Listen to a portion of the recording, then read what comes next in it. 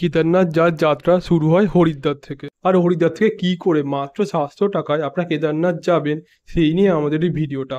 আপনারা যদি আমাদের চ্যানেল নতুন হন তাহলে প্লিজ চ্যানেলটাকে সাবস্ক্রাইব করে দেবেন, এবং আমরা কিন্তু আমাদের চ্যানেলে পঞ্চকেদার নিয়ে অনেক ভিডিও বানিয়েছি, ওগুলো প্লিজ পারলে একবার দেখে নেবেন।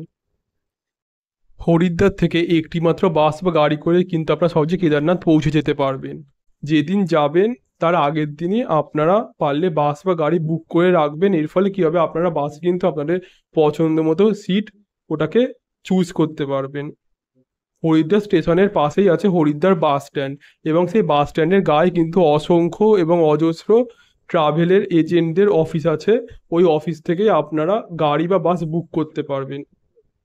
বাসের ভাড়া হচ্ছে প্রতি মানুষ পিছু 700 টাকা করে, এবং গাড়ি ভাড়া হচ্ছে একটা গাড়ি পার ডে 5 থেকে 6 হাজার টাকা ওরা নেয়। সেটা ডিপেন্ড করে কেমন গাড়ি তার ওপর। আমি স্ক্রিনের মধ্যে একজন ট্রাভেল এজেন্টের ফোন নাম্বার দিয়ে দিচ্ছি, আপনারা চাইলে সহজে ওনার থেকে গাড়ি বুক করতে পারবেন। আর একটা কথা, সেটা হচ্ছে কেদারনাথ যাওয়ার জন্য কিন্তু রেজিস্ট্রেশনের দরকার পড়ে, এবং যদি পাহাড়ে ভিড় বেশি থাকে তখন যদি আপনার রেজিস্ট্রেশন করা না থাকে তাহলে কিন্তু ওরা আপনাকে গাড়িও দিতে চাইবে না।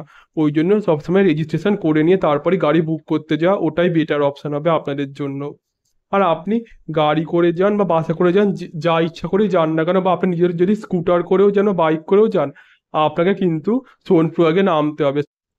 সোনপ্রয়াগে নেমে আপনাকে কিছুটা পায়ে হেঁটে যেতে হবে 1 কিলোমিটারের মতো, এবং তারপর একটা ব্রিজের পাশ থেকে আপনাকে একটা টাটা সুমো গাড়ি করে প্রতি জন পিছু 50 টাকা করে নেবে। সেই গাড়ি করে আপনাকে গৌরীকুণ্ডু যেতে হবে। এটাই হচ্ছে পুরো ভিডিওটা। ভালো লাগলে প্লিজ চ্যানেলকে সাবস্ক্রাইব করে দেবেন, আর আমাদের অন্য ভিডিওগুলো পারলে একবার গিয়ে দেখে আসবেন।